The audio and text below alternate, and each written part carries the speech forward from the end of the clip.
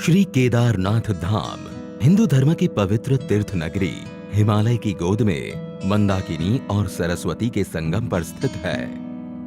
वर्ष 2013 में आई भयावह आपदा से इस तीर्थ नगरी को भारी तबाही का सामना करना पड़ा। ये दृश्य 19वीं सदी का है, जब मंदिर का गरिमामय रूप दूर से ही दर्शित होता था। इसके पीछे की ऊंची बर्फीली पहाड़ियां दृश्य की भव्यता को और बढ़ाती थी। फिर धीरे धीरे इसके चारों ओर अनियोजित इमारतें बन गई और मंदिर मानो कहीं छिप सा गया। वर्ष 2017 में माननीय प्रधानमंत्री जी स्वयं श्री केदारनाथ धाम आए एवं धाम के आध्यात्मिक गौरव और दिव्य स्वरूप को पुनः स्थापित करने के लिए श्री केदारनाथ धाम पुनर्निर्माण योजना की परिकल्पना की। यहाँ की रुचि प्रकृति प्रवृत्ति के अनुसार ही इसका पुनर्निर्माण किया जाए। उसमें आधुनिकता होगी, लेकिन उसकी आत्मा वही होगी जो सदियों से केदार की धरती ने अपने भीतर संजोए रखा हुआ है। ऐसा पुनर्निर्माण करने की दिशा में इसका काम होगा। इस परिकल्पना के आधार पर सभी हितधारकों की भागीदारी से पर्यावरणीय संतुलन बनाते हुए एक महायोजना तैयार की गई थी। गौरीकुंड से 16 किलोमीटर दूर पैदल मार्ग पर स्थित धाम में इस पैमाने की परियोजना को क्रियान्वित करना, इसके लिए निर्माण सामग्री जुटाना, दुश्वार मौसम और विषम भौगोलिक परिस्थितियों के बीच एक बड़ी चुनौती थी। मंदिर तक पहुंच मार्ग का निर्माण पहले कार्य के रूप में लिया गया। आपदा से पहले मंदिर परिसर में 10 फीट संकरे गलियारे में स्थित कई भवन क्षतिग्रस्त हो गए थे और 30,000 टन मलबा चारों ओर फैल गया था। इस मलबे को 840 फीट सीढ़ीदार मंदिर गलियारे के रूप में विकसित किया गया। इसका निर्माण क्षेत्रीय कारीगरों द्वारा 20,000 स्थानीय उपलब्ध पत्थरों का उपयोग करके किया गया।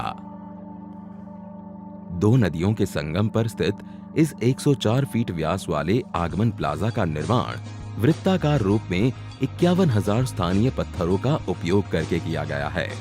वहीं मंदिर प्लाजा का निर्माण 4,340 वर्ग मीटर क्षेत्र में 15,200 स्थानीय पत्थरों से किया गया है।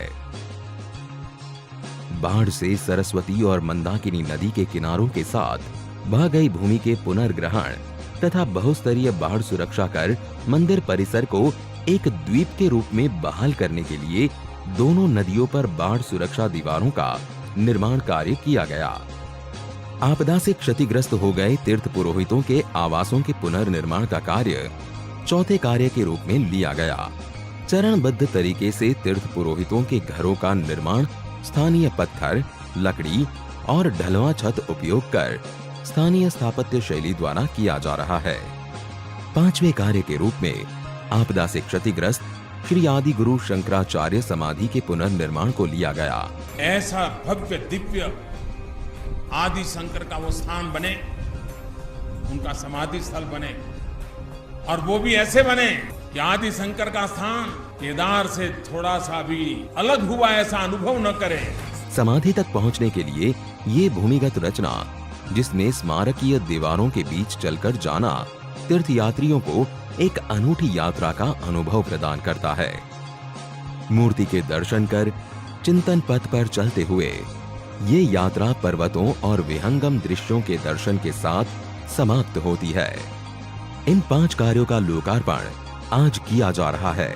इसी के साथ लगभग 185 करोड़ की लागत से निर्मित हो रहे विभिन्न विकास कार्यों का शिलान्यास भी किया जा रहा है, जिनमें प्रमुख है मंदाकिनी एवं सरस्वती नदियों के तट पर स्नान और धार्मिक अनुष्ठानों को सुगम करने हेतु विशाल संगम घाट का निर्माण, धाम में यात्रियों के सुविधार्थ यात्री सुविधा केंद्र, रेन शेल्टर, जलपान गृह आदि का निर्माण, कुशल तीर्थ क्षेत्र प्रबंधन हेतु पुलिस स्टेशन एवं कमांड एवं कंट्रोल सेंटर का निर्माण, किसी भी अप्रिय घटना एवं विषम भौगोलिक परिस्थितियों में यात्रियों को चिकित्सा सेवाएं उपलब्ध कराने के लिए एक अत्याधुनिक चिकित्सालय का निर्माण किया जा रहा है, जिसमें आपातकालीन सेवाएं, ऑपरेशन थिएटर, ICU आदि की सुविधा होंगी।